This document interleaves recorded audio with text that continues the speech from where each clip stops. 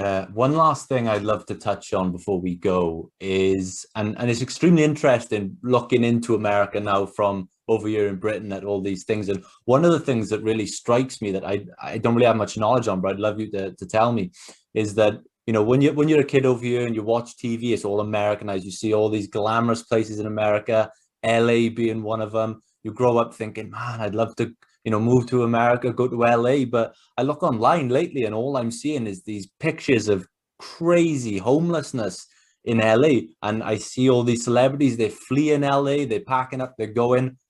What's happened?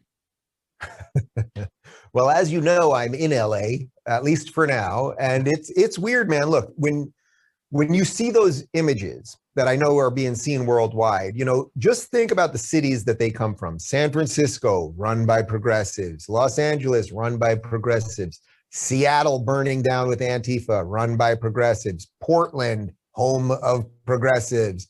Where is it not happening? You know, it's odd. It's not happening in Dallas, run by conservatives. It's not happening in Salt Lake City, run by conservatives. It's not happening in Tallahassee, Florida, run by conservatives. There might be a theme here. There might just be a theme about law and order, about civility, about following the law, all of those things. So one of the things that I find as someone in LA right now is that it's a bizarre thing for me that so many of the lefties can't seem to realize that the things that they vote in for, the people that they vote for, then bring the policies that increase homelessness, increase drug use, crush the schools, hurt the economy. They always vote for high taxes. Well, if you're a businessman, why would you ever want to start a business in a high tax place? I mean, trust me, I just sat down with my business managers and we crunched the numbers. And if I was in Florida, I would have a lot more money. That's just a fact. That's just a fact.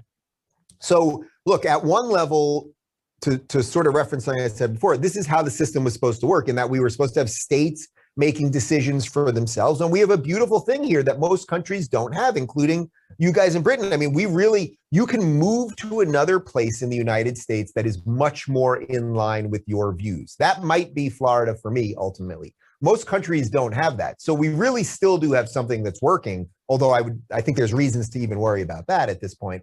But why do these things happen? They happen because big government does not solve anything. And San Francisco is the best example of it, because they destroyed the city that was the tech hub of the world. And everyone knows the housing prices are out of control, on top of all the other issues that I just mentioned related to drug use and homelessness and everything else. And guess what they're all doing? And I was just there last week. They're all fleeing to Miami, Florida. And the hope is, well, okay, guys, you're going to flee here. But if I'm the average Floridian, I'm going, well, you know, don't bring all of the bad ideas and policies.